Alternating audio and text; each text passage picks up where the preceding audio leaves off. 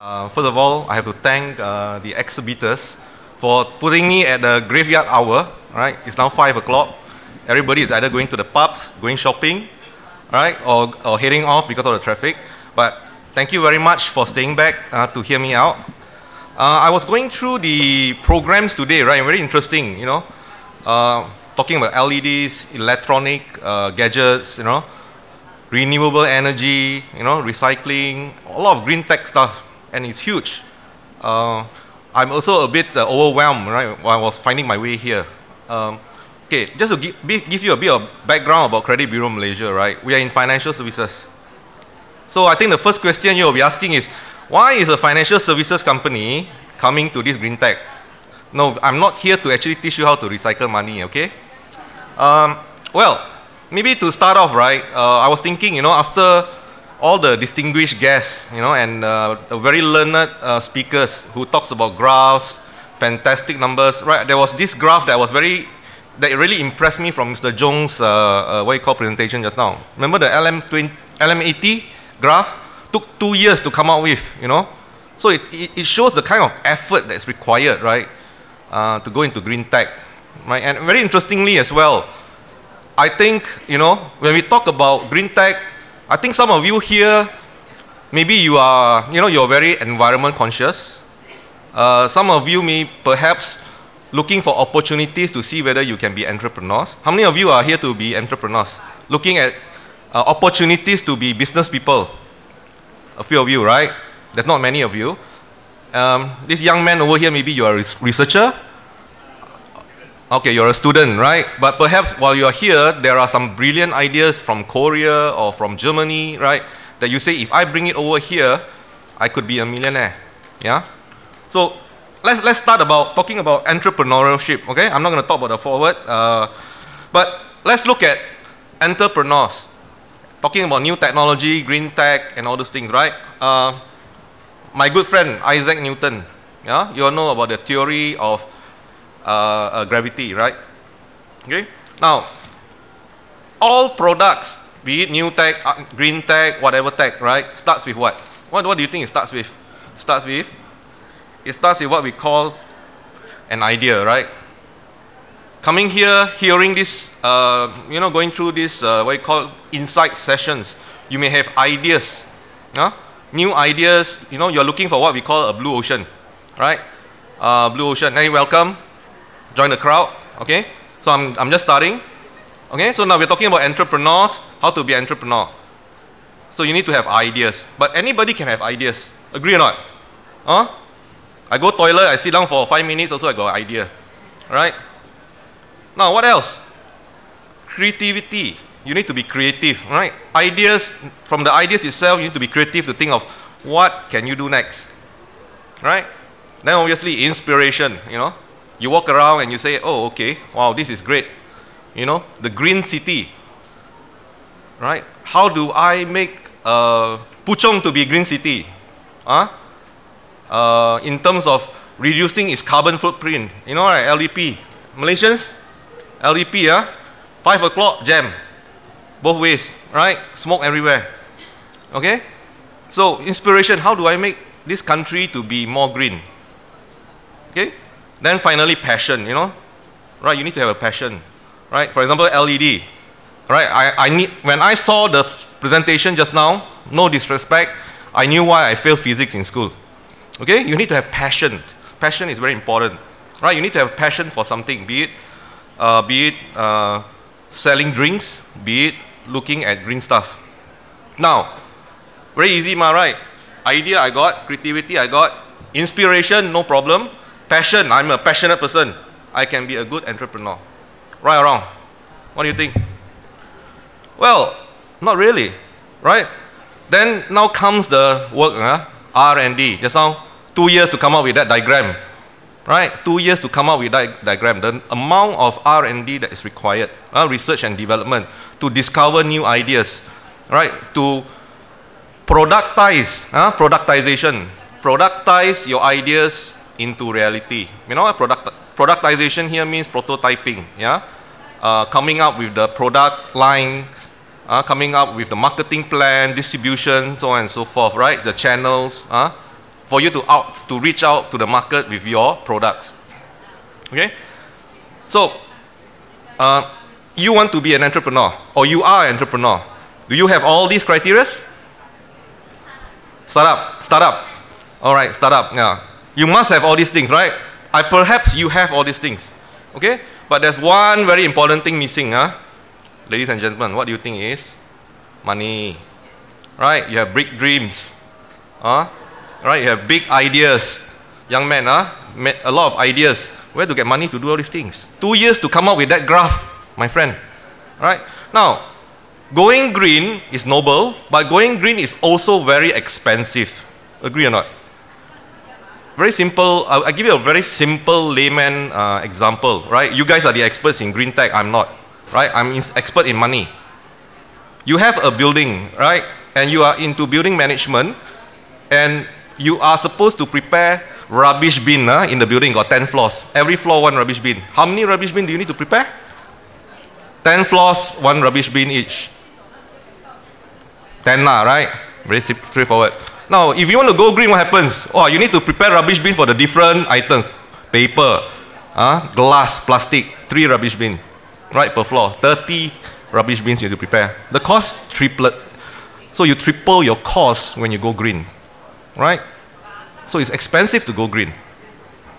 So next I'm thinking, what graph should I show you? Then I see you are bogged down by graphs the whole day, right? So I tell you something else. I tell you a story.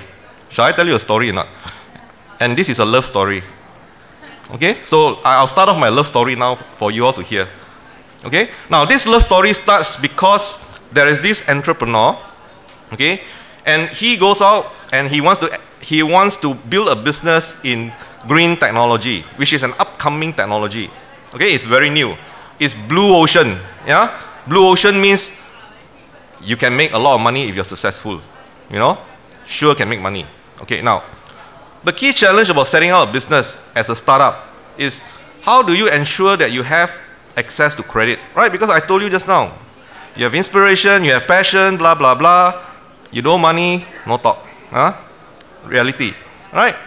So when you are a startup, you are considered a SME, right? In any country you go, you are considered an SME, small, medium-sized enterprise. Okay? So the question you must ask yourself is this. In Malaysia itself, example, in Malaysia itself, do you know how many SMEs there are in Malaysia? Statistics shows that there are 700 SMEs in Malaysia. Okay? 700 SME in Malaysia. So proprietor and partnership close to 3 million. Okay? So every one of these needs funding. Do you think there's so much money out there in the market? No. Right?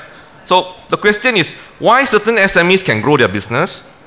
All right. Why certain SMEs can have access to credit? Why when they apply for loan, they can get access to loans? Why they can get the access faster than you? All right. Why do they get it faster than you? And why they can have access from everyone? While you go to 10 banks reject you.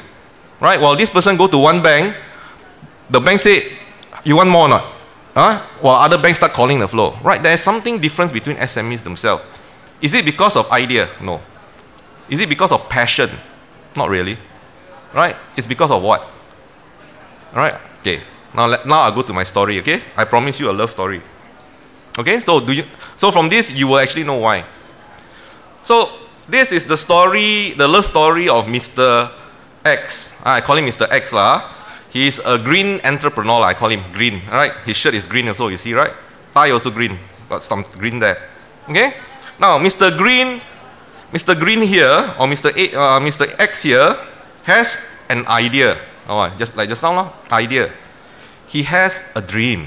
Okay? What's his dream? He wants to build a green tech business. He came to iGEM 2013, like you. He walk around. This could be my Mr. X. He walked around and then he saw a lot of opportunities, right?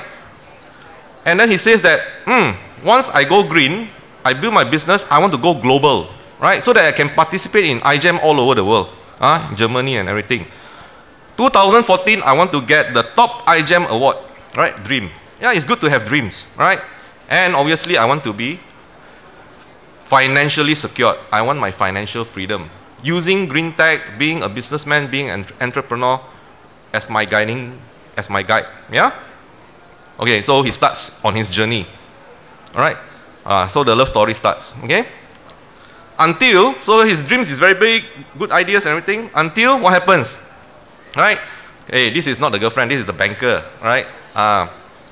Right, he applied for a loan. The banker said, Miss Banker told him, sorry sir, unfortunately your loan has been rejected.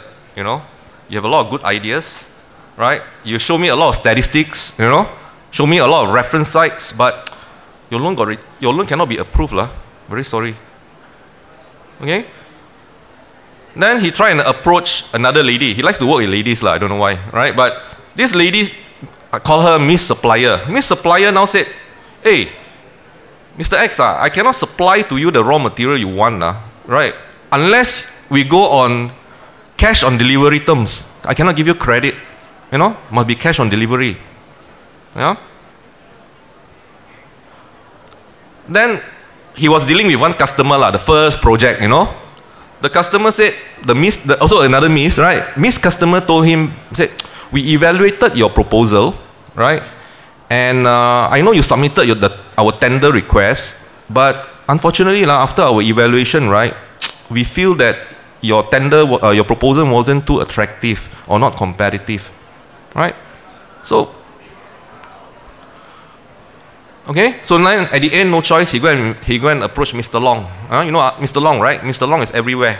You walk around KL streets, right? You will see their advertisements pasted on the sidewalk. Yeah. So Mr. Long very good. Mr. Long said, brother, no problem. You need money. I give you 1 million, no issue. But I give you 1 million doesn't mean you get 1 million. You get only $500,000. Okay or not? Yeah. So, as a new entrepreneur, can you take up this type of offer? Yeah. So, the question that we are asking ourselves is, why was Mr. X rejected? Right? Why was Mr. X rejected? Now, the key reason is not because of lack of idea, lack of passion, but it's because of his creditworthiness. How many of you understand the meaning of creditworthiness? How do you know that you are creditworthy or not? You know that you are creditworthy whenever the banks call you, it's not chasing for money. It's telling you, it's asking you whether you want to borrow money. Right? Then you are very creditworthy. How many of you have banks calling you all the time asking you to take up a loan, transfer? Oh, anyone? Wow, a lot of credit-worthy people here. Yeah, very good. Okay, but some of you may not be so fortunate, right? Maybe it's time to perhaps understand what is required so that you can build up your credit-worthiness. Okay, especially at a very, very early age when you're a student. Right? The challenge happens is that if you do not start doing that when you're a student. Okay, so just to very quickly put it into perspective, right? Why all his requests were rejected by the Miss Supplier, Miss Banker, Miss Customer, and all those things, right? Number one, company low paid up capital, right? The company that he set up only got $2.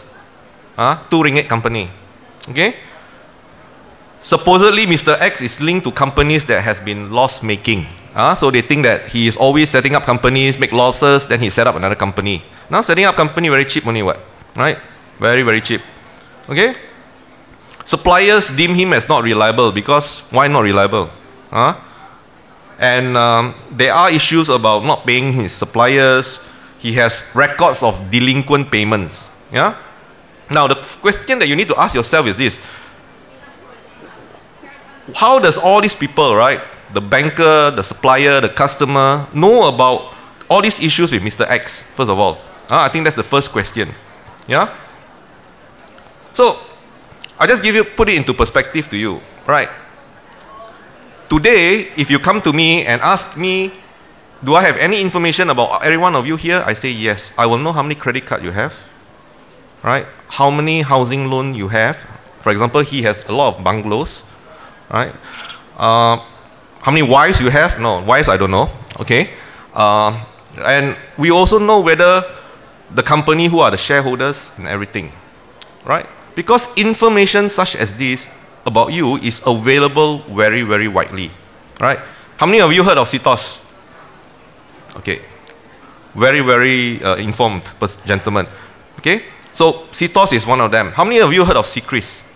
Okay, so we are very similar to CCRIS and CTOS. Yeah? We are information providers to the people that you are dealing with, the bankers, your customers, your suppliers, okay, so on and so forth. Okay, now this information is actually gathered legally, I think gathered legally in a very structured manner. Okay, and the information that is available about Mr. X in this case, right, or it could be view, is that we have a 360-degree view, right? We would have information from ROC. We will have information about whether you have any litigation, any bankruptcy, whether your company has any winding up, creditors petition. We also know what kind of payment behavior you have with the banks, right? With your suppliers. Yeah, all this information are available. And at the same time, you all are also scored. Now, what do you mean by scored? Scored means we rate, right? It's the industry practice. Everyone is rated. When Mr. X goes to the bank to get a loan, he is actually rated. So in his case, I believe he is rated as X, you know, like his name, bad. X means bad, for example. Yeah. So information that is available are also used to churn out credit ratings. So every bank has their own credit rating systems as well. Okay. So let me show you how does Mr. X credit report looks like. An example. This is Mr. X credit report, right? So the bank that he deals with have access to this report. The supplier that he deals with has this report about him, right? So Mr. X has a very high risk grade type of credit. Why? Because there's this thing called probability of default. Now, the higher your probability of default, the higher the risk that you will that you will not pay, right? So the banks will actually have a computation on your probability of default. Okay? So in this case over here, Mr. X has a probability of default of 84%. Now this is actually a real company, but it's masked so that we don't tell you which company it is. But perhaps this is your customer or your supplier, I don't know, right? 84% probability of default. Okay? Now, if we go to the next page of Mr. X report, all right, we see information like this. Now, this information here a bit too small, but what it shows is that how is Mr. X paying back his loans, facilities with the banks? Yeah? Okay? So item number 1 here, he is late in paying his credit card by 6 months. Okay? Item number 2, he has a personal loan. I don't know, maybe he used personal loan to finance his business. 5 months late in payment, right? All these things are actually tracked. And then another 4 months late in payment with another facility. Okay? Mr. X has not paid his housing loan for 40 months. 40 months never pay housing loan. Currently under legal action. Yeah? Information is shown here. Further down, you will see that Mr. X record with the suppliers. His suppliers that he is dealing with has reported that he has defaulted in payment with them. Right? So now you can link the story, right? Why is he getting rejected from the banks? Why is it that his suppliers tell him, I'm only willing to supply you if it's on cash terms? Right? It's all due to that. The credit information that is available about Mr. X. Okay.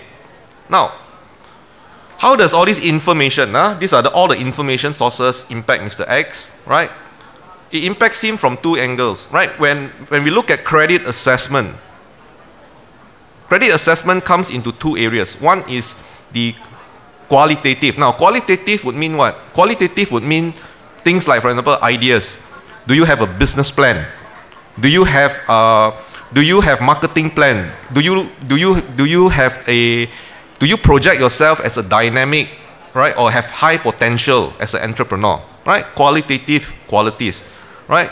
But at the end of the day, it's the quantitative qualities that matters. What is quantitative? Quantitative means, you know, your profile, your payment profile, your track record, how strong is your company, so on and so forth, right? So whenever the bankers score this Mr. X with all this type of information, right, they will then grade them into this so-called 3 traffic light system. And in this case, Mr. X is graded as unfortunately, high risk. Okay? High risk. Okay. So now, the next question will be this. Right? Is Mr. X really not creditworthy? Let's be honest. He looks like a decent guy. He looks like an honest guy trying to make a living, and trying to grow his business. Now, why does he have all these problems? Yeah? Now I'm looking at a different side of it, right? Just now we established that Mr. X he is not a good, he's not creditworthy. Yeah? Now we look at it, we dig in a bit deeper. Let's go in a bit deeper. Now, first thing that I mentioned just now, Mr. X set up a RM2 ringgit company. Is it really true? Right? Hey, perhaps it's not true. Because when we dig deeper, what we found out is that he has actually increased his paid up capital to 100,000. Okay? But what's the problem? The problem is he did not go to registrar of companies to update it. Right? So maybe he set up the company, he recorded it as 2 ringgit, but he never updated it. So what happened?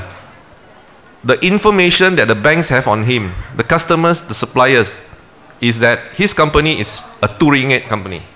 But actually it's not true. Yeah? So update of information is lacking. Second thing is, company is making losses. Now again, the same issue, right? Yes, the company was making losses during the first year it was set up, right? And he reported it very nicely. He go and report his audited accounts that he is making losses first year, right? However, he managed to turn around the company the subsequent 2 years, right? And it became profitable. But again, that information is only known to who? Only known to him, because again, he did not file those information with the necessary registrars and regulators. Yeah? So again, what is the problem here? The problem here is that his information was not updated. Yeah? And so on and so forth, right? For example, there was actually a winding up petition, but actually it's not a winding up because of creditor petition. You all know what's the creditor petition, right? Meaning someone is suing him because he did not pay. Rather, it's actually he volunteered to do it, yeah, because of some other reasons. Okay? And non-payment with suppliers and all those things is actually not true. Yeah? Okay? So, looking at this flip side now, okay, what can actually Mr. X do? Now, Mr. X should have ascertained his own creditworthiness upfront. Okay? He should have actually identified if there are any issues with his credit files, credit reports, identify areas where he needs to do immediate repair, right? And if there are actually issues of late payment, he should actually settle payments much earlier, right? And obviously seek redress for inaccurate information prior to actually going to the banks to get a loan, right or not? Right? Because if that's the case, then Miss Banker won't reject him, right? If those information were accurate as what he is supposed to be, he will not be rejected. Okay? So, I think the key message today is this, right? If you plan to embark on a journey to be an entrepreneur, right, do not forget about your creditworthiness, because that is the basic fundamental of making sure you start at the right footing. Yeah? And I think from this illustration over here, it's very important to do a credit self-check. Yeah? A credit self-check. Now, what is credit self-check? Credit self-check is very straightforward. It's like you going to the doctor every year, right, to check your health. It's a health check. This one is a health check on your own credit standing, right? Okay? So bear in mind, you may be paying, all your dues on time. Doesn't mean that it will be reported correctly, right? And if you do not know, you may find that certain banking applications and certain things would have been rejected, not because of your own fault, right? But it's because it's not updated correctly, or because there are falsified information about you, right? So do your own check. Yeah? And I think, my message is that, it's your right to know. Why do we always call it, it's your right to know? It's because it's your right to know what others know about you, right? It's very important because everyone knows a lot of things about you, and if you want to go into business, you yourself must know it first, right? And take steps to improve if there are any weaknesses, okay? And final message, make sure information about you is updated, right? It's accurate and it's complete, yeah? And it's complete, okay? So to know more about Credit Bureau Malaysia, I urge you to drop by at our booth at Hall 6, A126, right, Shai? Right? Or you can visit us, visit more about us at our website, or can contact us. Thank you. Sorry, Mr. Chin, I think the one thing that you didn't mention is that, is your service a paid service? Definitely, services are paid. Right. Need to be paid. There is no free service. Right, but in terms of what you pay, basically is actually a copy of the credit reports. Okay. But in terms of advisory on how you can, how to go through the reports, those is provided on complimentary. But like the normal Malaysian citizens, they can just walk into Bank Negara with their IC, right, and they can get a free credit report, right? They can actually get that every quarter. Every quarter. Right. But the difference between our credit reports and Bank Negara's CCRIS is that, you see, CCRIS is basically what we call raw information. Yeah? Our credit report comes with what we call a scorecard, right? A score that easily identifies what kind of grading you are, right? So for example, our consumer score, which has not been launched yet, unfortunately we are planning to launch it maybe by early next year, will be from A to J, right? So the credit grade will be from A to J, yeah? So every one of us moving forward, we will have an alphabet tied to our forehead, you know? When we walk into the bank, they will see you and they will say, are you A or J, right? If you are J, don't come in, please. But if you are A, then definitely the chances of getting better rates, higher credit limits will be there, yeah? Right now, what we have is that we have scorecards for SMEs and businesses only, not consumers yet. Right? Consumers is yet to be launched. Thanks. And are your information pulled from the financial institutions, or do they push it to you? Our information is basically obtained from Bank Negara.